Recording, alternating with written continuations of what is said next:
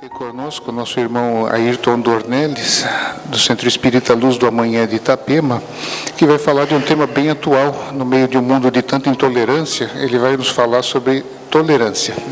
Queridas irmãs, queridos irmãos, que a paz de Jesus esteja com todos nós. Para que nós começamos a reflexão desta manhã, eu escolhi aqui uma passagem que está contida no capítulo 7 do Evangelho de Mateus. E nós sabemos que o capítulo 5, 6 e 7 de Mateus é uma transcrição daquilo que nós mais no dia a dia chamamos de Sermão do Monte, ou Sermão da Montanha. Sabemos nós que Jesus proferiu 4 exposições ou 4 sermões, e esse certamente é aquele que é considerado a síntese de toda a doutrina do Cristo, ao ponto de que o próprio Gandhi nos disse em determinado momento que se nós tivéssemos o acontecimento de que tudo aquilo que se escreveu, de que tudo aquilo que a humanidade escreveu fosse perdido um dia, se nós tivéssemos salvado somente a transcrição do Sermão do Monte, nós teríamos já em nossas mãos todas as sublimes verdades que se revelaram sobre a terra. E é nesse Sermão do Monte que Jesus nos fala da seguinte forma. Ele nos diz: como é que vedes um cisco no olho do vosso irmão, e não consegues ver que tem um palanque no seu próprio olho? Ou como é que você diz ao vosso irmão: deixar-me tirar o arqueiro do seu olho, vós que tendes uma trave no seu? Hipócritas, tirai primeiro do vosso olho a trave, e depois então vede como podeis tirar o cisco do olho do vosso irmão. A colocação de Jesus é no sentido de que a gente tem uma acurada capacidade de observar os defeitos alheios, né? Se alguém tiver um cisco dentro do olho, a gente se aproxima e ainda ao longe a gente consegue olhar e ver aquele cisco e dizer: olha, você está com cisco no olho, isso não é correto o que você está fazendo. Só que Cristo nos alerta para nós olharmos antes o que está dentro do nosso próprio olho. Ou seja, para que a gente, antes de chamar atenção sobre aquele erro que a gente detecta no nosso irmão, sobre aquele erro que nós percebemos que nosso irmão tem, se nós também não estamos praticando o mesmo erro, e nos diz na proporção de comparar o cisco do outro com a trave, que provavelmente um exame mais acurado, provavelmente se nós nos determos em fazer aquilo que Santo Agostinho nos recomenda, que é conhecer-nos a nós mesmos, né? E se fosse uma coisa fácil de fazer, Santo Agostinho não teria gastado tanta caneta para escrever tanto sobre o assunto, porque a passagem que ele escreve sobre isso é longa. Então o que Jesus está dizendo é o seguinte: procura conhecer você mesmo, procura se examinar com mais propriedade, e você talvez vá verificar que o seu erro ainda é maior que aquele que você observa no seu irmão. E é evidente porque nós deixamos transparecer no dia a dia somente parte dos nossos erros. Então aquilo que nós olhamos no nosso irmão, talvez seja parte do erro dele. Mas nós que podemos nos visitar intimamente, podemos visitar esse erro em toda a contingência, no total dele. E portanto a gente vai se perceber que ele certamente é maior do que nós estamos imaginando. Para que nós venhamos a alcançar novos conhecimentos, para que nós venhamos a aprender novas coisas, o nosso irmão Manuel Filomeno de Miranda traz um livro, que é uma psicografia do Divaldo Pereira Franco, que é um livro de 2012, que ele lá nos traz uma série de considerações acerca do que está acontecendo com o planeta Terra nesse momento em que passamos de um mundo de prova e expiação para um mundo de regeneração. E ele então fala lá dos diversos espíritos que já estão reencarnando desde o século passado aqui na Terra, vindos de um planeta que chama-se Alcione, e esses espíritos têm uma condição moral melhor que a nossa. Inclusive nos dá notícia ele, em 2012, que agora é o momento das reencarnações em massa desses espíritos vindos de outros planetas mais evoluídos. E ele nos diz que esse início da nova era também está previsto que, quando ele acontecesse, viriam a reencarnar sobre a Terra diversos sábios para nos ensinar. Sábios daqui, da própria Terra, do passado, e outros sábios. E ele diz que uns seriam os anônimos, outros seriam os conhecidos, mas todos eles se caracterizariam pela conduta moral e espiritual que os torna superiores às épocas em que viveram, desenhando um futuro através dos exemplos e dos sacrifícios que eles nos demonstrassem, para que nós pudéssemos aprender com ele. E nesse sentido eu gostaria de falar de uma pessoa, eu não sei se ela é da Alcione aqui da Terra, eu não sei se ela realmente é um dos espíritos que o nosso Manuel Filomeno de Miranda diz no seu livro que virão estar conosco, mas eu tenho a convicção que o exemplo e o sacrifício dela tem muito para nos ensinar, e é por isso que eu me reporto a ela para que nós examinemos as palavras colocadas na transição planetária. E esta menina é Malala Yousafzai, né? Malala Yousafzai é uma menina do Paquistão, e ela ganhou um prêmio Nobel da Paz em 2014, né? Ela ganhou, na verdade, junto com um indiano, que é o Kailash Satyarthi, né? Ele que é indiano, ele que é um homem já de uma certa idade, é um ativista que luta pelos direitos das crianças e contra o trabalho escravo infantil. Então os dois ganharam junto o prêmio Nobel da Paz em 2014. E por que a Malala recebeu esse prêmio em 2014? Pelo fato de que em 2012 ela tomou um tiro no rosto, porque no seu país ela defendia o direito das mulheres e das meninas de estudarem. Parece que é uma coisa que todos nós deveríamos admitir. Parece que é uma coisa que não poderia comportar intolerância em relação às pessoas se educarem.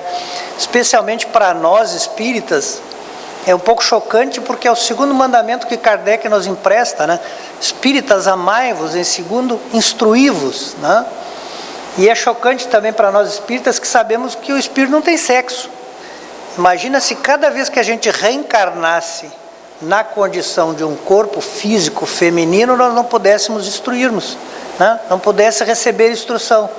Quer dizer, no mínimo nós estaríamos retardando alguma coisa que é da lei divina, que é nosso aperfeiçoamento, somente por um preconceito, somente por uma intolerância. Então essa menina, ela, no dia do ocorrido, ela saiu da escola com outras meninas, né? Pegavam um ônibus, como aqui também as nossas crianças, quando saem da escola, pegam um ônibus para voltar a seus lares. No ônibus entrou dois rapazes e perguntaram quem era ela, quem era Malala, né? As outras meninas, não sabendo do que se tratava, indicaram ela. Eles, sem dizer nada, atiraram no rosto dela, feriram mais duas meninas e abandonaram o ônibus. E por que isso acontece? Acontece porque essa região em que ela mora, que é o Vale do Swat, que é uma fronteira entre o Afeganistão e o Paquistão, ela é dominada por pessoas da crença dos talibãs, né? Que são diferentes, por exemplo, da Al-Qaeda, né? A Al-Qaeda tem mais vamos dizer assim, tem mais uma atuação no sentido de provocar atos terroristas em países ocidentais. O Talibã é uma milícia organizada pelos regionais, eles atuam na sua região, na região em que moram. E eles, de uma certa forma, representam exatamente uma milícia criada em função dos problemas políticos do Afeganistão, e não do Paquistão, onde ela mora. Mas como ela mora próxima à fronteira, né? Então esse grupo se instalou na fronteira e atua dos dois lados com essas práticas extremistas, né? E nesse sentido, então, essas tribos, né, organizadas, são tribos mais afegãs do que Paquistão, né? Maioria de etnia pastu, eles então levam, né, ao extremo a interpretação do Islã. Lá a mulher, basicamente, ela deve ser do lar, criar os filhos e, portanto, no entendimento deles, ela não necessita ir à escola ou ser alfabetizada ou ler um livro, por exemplo, né? Eles também exigem, obviamente, que as mulheres vistam a burca, né? Que é uma vestimenta que somente deixa a possibilidade da pessoa enxergar. Normalmente ainda tem um véu para que a pessoa não possa ser vista, somente ela veja com dificuldade, né? Mas é uma grande roupa preta que cobre toda a mulher para que ela então possa sair na rua e ter o contato com demais pessoas. Então, como eu disse, o Talibã faz uma interpretação extremamente rígida dos textos islâmicos. E a Malala nasceu nesse contexto, ela nasceu, vamos dizer assim, junto a este povo, né? Junto às pessoas que acreditam dessa forma, né? As pessoas que praticam esse tipo de conduta. E especificamente lá no Vale de Swat, então, acredita-se que somente 34% das meninas frequentam a escola. Ela se criou dentro desse contexto. No ano 2000, passou a ter uma grande influência sobre essa região, então, o Talibã. E em 2008, o líder que era o líder religioso que dominava aquela região, ele proibiu por um mês que as meninas fossem para a escola. Mandou fechar todas as escolas de menina. E como o pai dela era dono da escola onde ela estudava, o pai então, com a ajuda dos militares do Paquistão, conseguiu manter a escola aberta. E um jornalista da BBC, ele então foi até a escola, porque era talvez a única escola naquela região que estivesse funcionando para dar aulas às meninas. Ele perguntou ao pai se algumas das crianças poderiam se manifestar sobre o que estava acontecendo. As crianças têm isso, elas fazem parte da escola, da comunidade, também se manifestam aqui para nós, e lá a tentativa era a mesma, de fazer as crianças se manifestar sobre essa proibição da escola abrir. E essa menina, então, a Malala, ela começou a dar entrevistas, as pessoas perceberam a fluência, a facilidade de se comunicar, perceberam que ela realmente tinha uma visão bem clara da problemática que isso ocasionava sobre o país dela, e então pediram a ela que ela fizesse alguns escritos. E esses escritos vieram a ser publicados, né? Ela inclusive teve um blog que funcionou durante algum tempo, que é o diário de uma estudante paquistanesa, o que fez ela ser conhecida. Então os pais dela imaginavam que se houvesse alguma repressão que viesse a acontecer, seria contra os pais, especialmente contra o pai, que é dono da escola, que abria a escola, mesmo com a proibição daquele que era o comandante lá da região. E ela então começou a aparecer. Por conta disso, ela foi indicada em 2013 ao Prêmio Internacional de Paz da Infância, em 2011, ela ganhou depois o prêmio em 2013, um ano antes de ganhar o Nobel da Paz, e foi exatamente isso que provocou o atentado. Quer dizer, ela era uma pessoa conhecida por escrever sobre o assunto e falar publicamente do assunto, da necessidade da educação mesmo para as meninas. No dia do atentado, ela foi levada ao hospital, viram que o caso era grave, levaram para a capital. Na capital tinha alguns médicos ingleses. E esses médicos então providenciaram que ela fosse levada para a Inglaterra, onde se tinha mais recurso. Ela foi levada para lá, ficou 10 dias inconsciente, né? E lá então ela passou a viver com a sua família, porque no Paquistão ainda existem ameaças de que se ela voltar ao país dela, ela vai ser novamente vão tentar fazer o homicídio, né, contra ela. Então ela não tem condição ainda no momento. Mas nos seus depoimentos ela tem dito que o maior sonho da vida dela é exatamente se tornar uma política lá no Paquistão, porque a ideia dela é exatamente tornar a educação obrigatória para meninos e meninas, né? O sonho dela é ver todas as meninas do Paquistão estudando, inclusive obrigadas pelo Estado, como é aqui, como acontece conosco. Então me parece sim que é uma pessoa que diante de uma grande intolerância não recuou, não cedeu, né? Embora o episódio represente muito sacrifício, a gente não tem como avaliar o que é realmente passar por uma situação dessa aos 15 anos de idade, né? Quando você está desabrochando para a vida. mas ela continua firme no posto dela, ela continua lutando pelos direitos das mulheres, como outras tantas fizeram há 200 anos, 200 e poucos anos se faz em todo o nosso planeta Terra, tentando trazer o mesmo patamar, uma coisa que deveria ser natural. Para nós espíritas é natural, né? Se nós reconhecemos que na próxima encarnação podemos vir na condição de experimentar as experiências num corpo feminino, né? A experiência da maternidade, sendo hoje homem, nós não vamos de sã consciência não querer que todos tenhamos direitos iguais, porque a gente sabe que é uma experiência que vai acontecer com todos nós. E a tolerância é exatamente essa atitude de respeito ao ponto de vista dos outros. É quando você permite a liberdade que outras pessoas pensem diferente da maneira que você pensa. E todas as crenças extremistas, elas sempre vão de encontro a isso. Vão no sentido de cercear o ponto de vista alheio, de cercear a maneira de o outro pensar. E isso, num grande aspecto, como nós mostramos agora, ocorre talvez mais distantes de nós. Mas o que nós queremos refletir é o quanto isso acontece no nosso dia a dia. Quantas vezes nós também não nos dispomos a respeitar o ponto de vista das outras pessoas. Quantas vezes nós nos achamos dono da verdade. Defendemos a verdade de forma tão ardente que nós conseguimos constranger as pessoas que estão convivendo conosco. Mesmo nós que somos espíritas, temos que ter esse cuidado de nós não chegarmos aos que não são, aos nossos familiares, pessoas que convivem conosco, e querer impor o nosso pensamento a eles. Porque isso é uma questão de maturidade, isso é uma questão de amadurecimento. O espírito precisa estar maduro para conceber uma ideia nova, seja ela uma ideia espírita, seja uma ideia científica, seja uma ideia renovadora, educacional.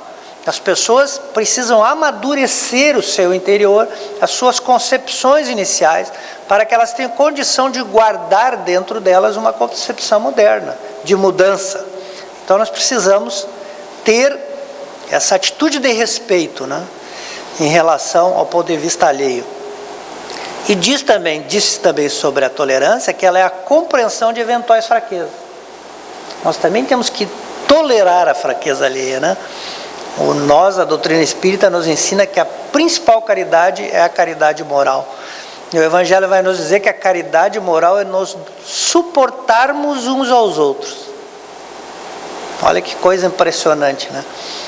Até porque se a gente suportar o outro, a gente vai começar a ver no outro coisas que a gente percebe que incomoda a nós e outros. E se a gente fizer o exercício que Jesus se propôs de ver se aquele defeito não está em nós, nós vamos constatar que também está em nós. Não é por acaso que estamos no mesmo planeta, gozamos das mesmas afinidades, vibramos no mesmo sentido, com pequenas, muito pequenas oscilações e diferenças, né? Nós não somos tão diferentes dos outros quando nós imaginamos. Então começamos a perceber também o defeito em nós. E porque aquele defeito incomoda no outro, nós nos sentimos obrigados a corrigir em nós mesmos. Então essa é a sabedoria divina, essa é a maneira com que Deus concebeu para nós nos aperfeiçoarmos. Nós convivemos com pessoas que têm vícios, defeitos, fraquezas iguais a nossas, porque daí nós nos sentimos na obrigação de resolvermos em nós o que nós observamos que nos outros nos incomoda. Então, por isso a caridade moral, por isso nós temos que suportar uns aos outros. Por quê? Porque nós somos parecidos. Se nós não suportarmos aos outros, quer dizer, nós também não nos suportamos, porque nós somos muito semelhantes. E o respeito, o que é? O respeito é exatamente um sentimento de consideração às outras pessoas, né? De consideração especialmente pelo sentimento das outras pessoas, que é uma coisa muito importante, né? É uma atitude, a tolerância é sempre uma atitude de ação, uma atitude de realizar, não é de ficar internamente com ela, né? E sempre reconhecer que se nós temos direitos, os outros também têm o mesmo direito que nós nos dermos a nós mesmos.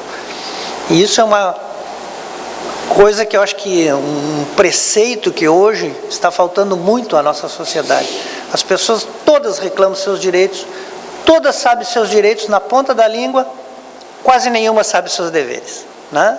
Então, Não há como nós viver numa sociedade em que nós desejamos direitos respeitados e não praticamos deveres, porque um é consequência do outro. Para que eu tenha o meu direito respeitado, eu preciso que todos à minha volta cumpram seus deveres. E vice-versa. Para que o próximo tenha o seu direito respeitado, eu preciso cumprir os meus deveres.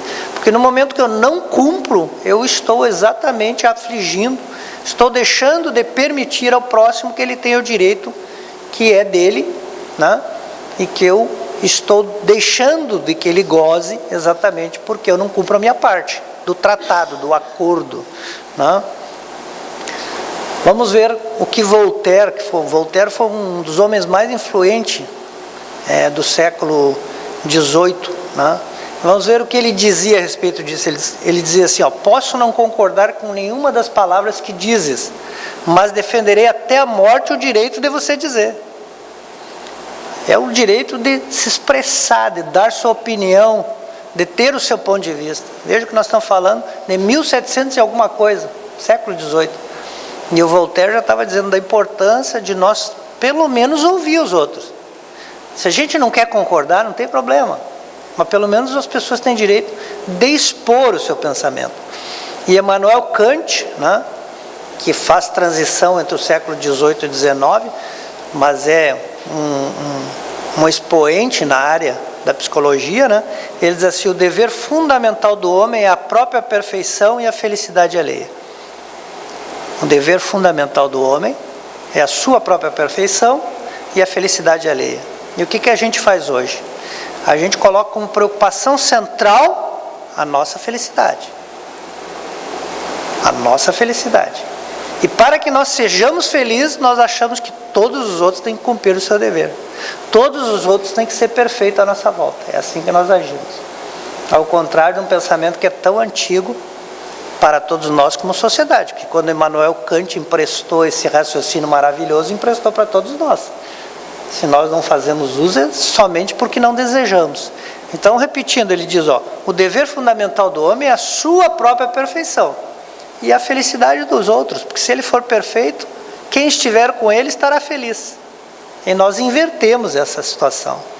E mesmo em algumas coisas que se tornaram elemento de aglutinação das ideias de nós como seres humanos habitantes desse planeta Terra, nós já temos escrito sobre essa necessidade da tolerância. Por exemplo, na Declaração Universal dos Direitos do Homem, que é da organização da ONU, o primeiro artigo já fala disso. O primeiro artigo diz, todos os seres humanos nascem livres e iguais em dignidade e em direitos. Ou seja, se eu tenho um direito, o outro também tem o mesmo direito. Dotados de razão e consciência, devem agir uns para com os outros em espírito de fraternidade. Fraternidade, sermos irmãos, porque se todos temos os mesmos direitos, todos somos irmãos. E a Declaração de Princípios sobre a Tolerância, que existe sim, é da Unesco, Declaração de Princípios da Tolerância. Veja que não é uma questão religiosa, porque nós temos organizações que trabalham para criar, vamos dizer assim, juridicamente um arcabouço que consiga congregar todos os povos desse planeta, e elas estão preocupadas com a tolerância. Então diz assim, a tolerância não é concessão, não é concedência, não é indulgência. Tolerância não é obrigação de consentir, aguentar, suportar, aceitar algo desejado. A tolerância é o respeito, a aceitação e o apreço da riqueza e da diversidade das culturas do nosso mundo. Nós sabemos que Deus não criou uma folha de uma planta que seja igual a outra. Isso não é figura de linguagem. Se nós pegarmos uma folha de uma planta e compararmos com a outra folha de outra planta, se nós descermos a minúcia, ela será diferente. E por que nós não conseguimos conviver entre seres diferentes, se a beleza está exatamente na diversidade? Por que a diferença nos assusta tanto, nos desagrada tanto? Por que nós temos essa tendência de nos colocarmos em caixinhas iguais e sermos iguais? As pessoas não querem entrar na caixinha, a gente aperta até entrar na caixinha para ficar igualzinho a outra. A diversidade é da criação de Deus. Se Deus quis que as coisas fossem diversas, para se ter riqueza, em tudo que nós observamos, Deus fez as pessoas diferentes uma das outras. Se nós olharmos o cabelo, cada um tem um cabelo. Se nós olharmos o olho, cada um tem um olho. Se nós olharmos o nariz, cada um tem um nariz. Se Deus achou isso bonito, como é que a gente não consegue achar?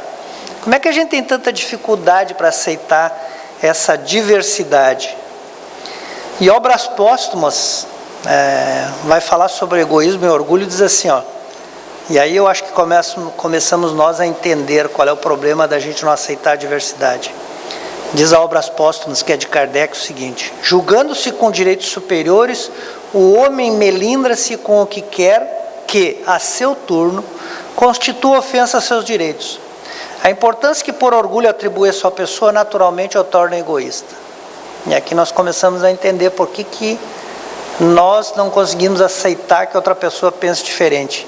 É porque, segundo Kardec, nós emprestamos para nós mesmos uma importância que a gente não tem.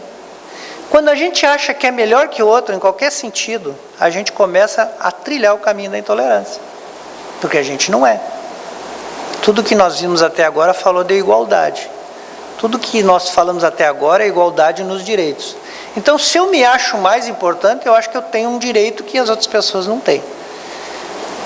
Eu acho que eu tenho uma vantagem que eu devo receber que os outros não têm.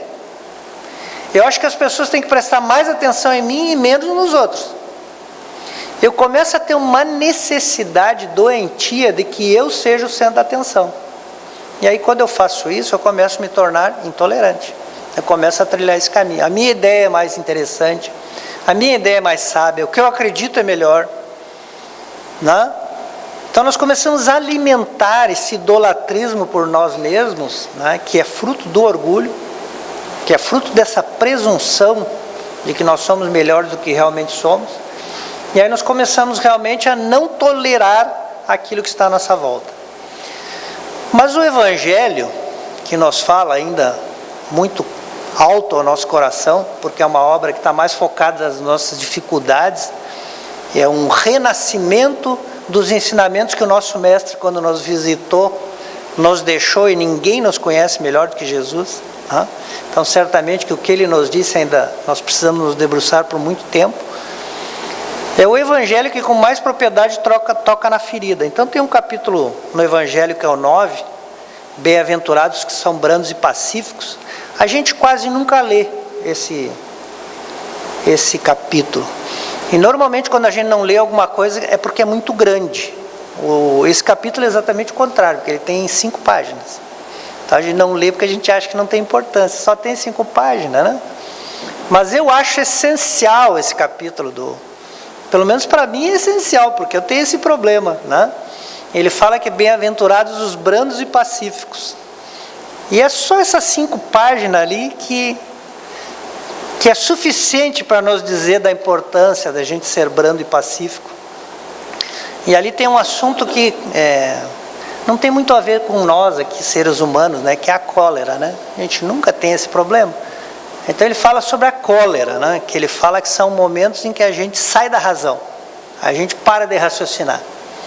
E falando sobre a cólera, ele diz assim: até mesmo as impaciências que se originam de contrariedades muitas vezes pueris, decorre da importância que cada um liga à sua personalidade, diante da qual entende que todos se devem dobrar.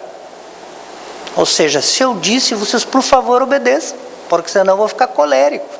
É assim que a gente age, né?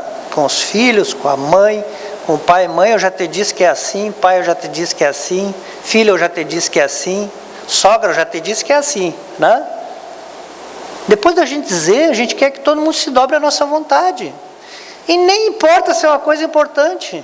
É uma contrariedade pueril, sem importância, mas tem que se dobrar igual. Porque eu disse. Porque eu já dei minha opinião.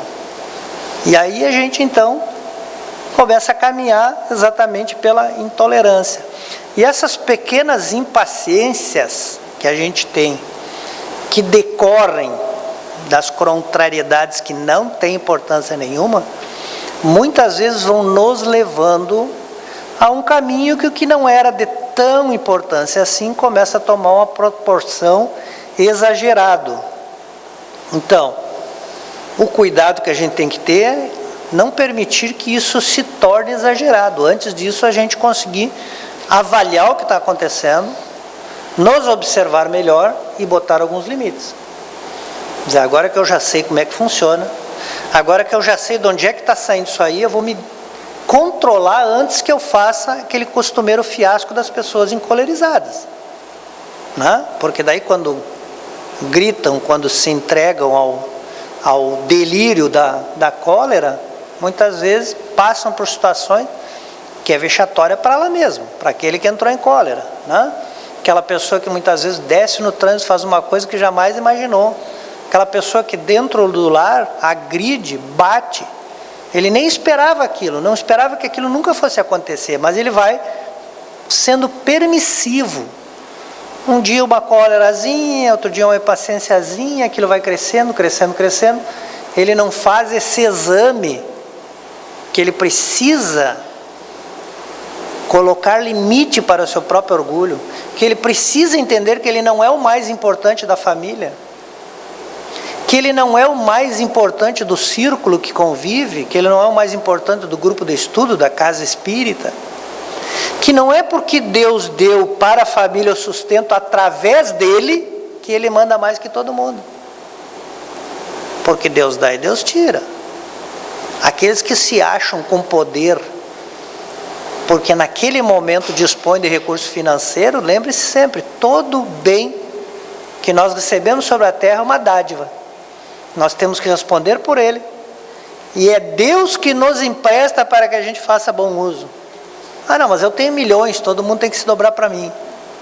Os milhões pertencem a Deus. Os bens pertencem a Deus, não pertencem a nós. E em dado momento a gente vai ter que dar explicação sobre o que fez com esses bens que Deus nos emprestou.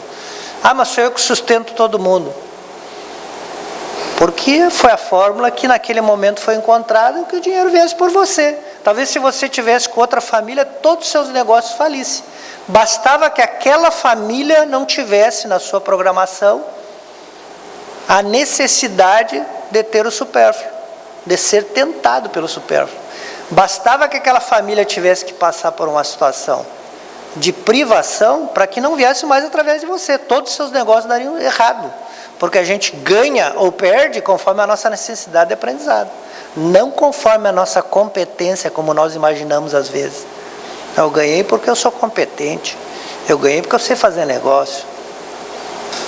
Não podemos mais acreditar em coisas que não são verdadeiras. Nós ganhamos porque Deus achou que aquilo nos daria uma possibilidade de nós avançarmos mais. Única coisa pelo qual é regido a providência divina é exatamente por isso. O irmão X, num livro que chama-se Relatos da Vida, é um livrinho de 1987, do nosso Chico, ele faz uma descrição de uma situação vivida por Jesus e o apóstolo Pedro. O apóstolo Pedro que nos serve tantas vezes para nós termos lição quando nós nos comparamos a ele. Eu espero que Pedro nos perdoe por isso, né? Porque a gente sempre ressalta, né, algumas coisas negativas do Pedro. Mas eu acho que o Pedro é um pouco todos nós. Por isso que a gente faz isso com o Pedro, né? Porque o Pedro é muito parecido conosco, né? É aquela pessoa bruta ainda. Bruta no sentido de ser uma pessoa que ainda não se poliu, né? Parece que é o que mais experimenta o convívio com Jesus, é aquele que mais se entrega realmente a Jesus, mas é o que mais aí ressalta o quanto ainda não está preparado para a tarefa, que é o caso de todos nós. E ele então conta uma historinha ao irmão X, que numa determinada situação, Jesus estava lá curando enfermos, né? Curando as pessoas doentes, e estavam aguardando para consultar com ele outras 3 pessoas que o Pedro começou a, com a ponta do ouvido, né? Com a ponta da orelha, observar a conversa daquelas 3 pessoas. E começou a achar muito estranha a conversa dessas 3 pessoas. Então, uma delas que conversava era o Eliaquim. E o Eliaquim, ele tinha ido conversar com Jesus, porque ele tinha um tio que estava quase morrendo. E esse tio tinha uma vinha maravilhosa, que dava dinheiro, que era uma coisa incrível. E ele falou, antes do meu tio morrer, ele tem que me vender essa propriedade. E tem que ser bem baratinha, porque eu também não tenho muito dinheiro. Ele já era um homem rico. Né? Mas ele já estava querendo enriquecer mais ainda. Então veja como as pessoas não tinham interpretação verdadeira de quem era Jesus naquele tempo. Então ele foi lá para se consultar com Jesus, ver se Jesus fazia alguma coisa para que antes de morrer o tio ainda deixasse para ele assim, a preço módico, aquela vinha que ele queria para aumentar os seus poderes. Olha, hoje em dia eu queria dizer, ninguém vai atrás de Jesus para melhorar a condição financeira. Isso não é verdade, né? Não tem mais Eliaquim hoje em dia, né? Não tem mais ninguém correndo atrás de Jesus para comprar a vinha do tio, né? Só para comprar outras coisinhas mais. A segunda pessoa que estava nesse diálogo era Deia. E Deia era uma mulher que uma amiga roubou o marido, né? Coisa que também não acontece mais nos nossos tempos. As amigas não roubam mais os esposos das amigas, né? Está proibido isso. E ela foi lá consultar Jesus porque ela queria matar a mulher que roubou o marido. Então ela queria que Jesus desse uma dica para ela, ou fizesse uma poçãozinha para que ela desse para a ex-amiga, né? Agora já era ex-amiga, para que ela então morresse e o marido viesse e dê 4 pepes de perdão para ela, porque que abandonou ela, né? E a terceira pessoa era a Ruth. A Ruth também, ela tinha a situação de que ela era noiva, e o noivo já era daqueles mais espertalhão, que já estava querendo correr da raia, né? E ela queria uma fórmula, né? Alguma magia lá que pudesse fazer com que realmente o noivo pudesse voltar, aquela vontade que no inicial do relacionamento, né? De casar, de se relacionar. Também ninguém mais hoje em dia vai, em religião nenhuma, rezar para casar com fulano ou com ciclano. Pelo menos não mais do que as pessoas que têm 50 anos, né? Talvez alguém daí com menos de 50. E então ele, percebendo aquele povo estranho esperando por Jesus, ele foi lá conversar com Jesus, né? Ele já estava, né, assim, descontente com aquela situação de Jesus atendendo as pessoas que realmente eram os necessitados, e aqueles 3 lá conversando essa conversa mal que ele não admitia ali. E ele foi lá e falou para Jesus: tem 3 aí esperando para consultar, né, com o senhor, mas sinceramente eu acho que esse povo está enganado, vieram no lugar errado. E aí Jesus diz: olha, agora eu não posso, né, sair daqui, eu estou atendendo as pessoas, mas eu vou te pedir, Pedro, que você vá lá então e ache um caminho, uma solução para essas 3 pessoas que estão aí esperando o meu atendimento, né? Veja o que você pode fazer. Mandou o Pedro, ele deveria ter mandado o João, né? Aí o Pedro foi lá e perguntou: e aí, o que vocês querem? Jesus mandou eu ouvir vocês 3. Ouviu, né? Os 3 disseram exatamente o que eles tinham vindo procurar. Aí ele xingou os 3, né? Vão embora daqui, porque vocês estão pensando, estão achando que Jesus é esse tipo de pessoa que faz esse tipo de coisa, né? Você, por exemplo, Eliaquim, né? Eu desejo que você compre essa vinha aí e que essa vinha seja um aprendizado para você, que dê tudo errado para você aprender a largar de ser mão de vaca, né? Largar dessa tua ambição que não te serve para nada, né? Você que quer matar a ex-amiga aí que te roubou o marido, teu marido deve ter te abandonado exatamente por causa disso, né? Uma pessoa cheia de coisa ruim dentro do coração, certamente foi por isso que o marido te largou. E para a terceira ele disse: olha, para mim, mulher que quer pegar homem assim no laço é meretriz, né? Foi lá e bateu a porta nos 3 lá. Quando ele voltou, deu de cara com Jesus. Jesus praticamente já quase chorando, né? Porque era o discípulo que ele queria emendar, que nem ele quer emendar nós todos, né? Praticamente chorando da situação. Ele viu que tinha feito alguma coisa errada, se agarrou no mestre, mas mestre, eles queriam estragar tudo que nós estamos fazendo aqui, né? Eles queriam desmerecer o serviço que a gente está fazendo. E aí Jesus diz: não, realmente, eu sei que o que eles queriam, o que eles vieram em busca, não era exatamente o que nós oferecemos, mas eu pedi para você achar um caminho para resolver o problema deles. Eu pedi para você vir ver o que você poderia fazer no sentido de resolver o problema deles, que inclusive era a má interpretação daquilo que realmente Jesus vinha nos dizer. Esqueceste, Pedro, que eu não vim para os sãos, eu vim para os doentes? Realmente, eu percebo que ele aqui está tomado pelas forças da sombra. Deia estava encolerizada, exatamente em relação ao marido.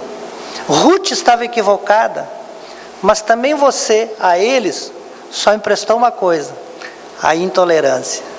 E o discípulo então percebe que, embora naquela convivência íntima, ainda não tinha se dado conta do quanto é que nós precisamos realmente respeitar aquele momento que cada pessoa está, aquela situação em que cada ser humano se encontra, para que nós então possamos viver na fraterna harmonia. Que Jesus nos abençoe hoje e sempre, que assim seja.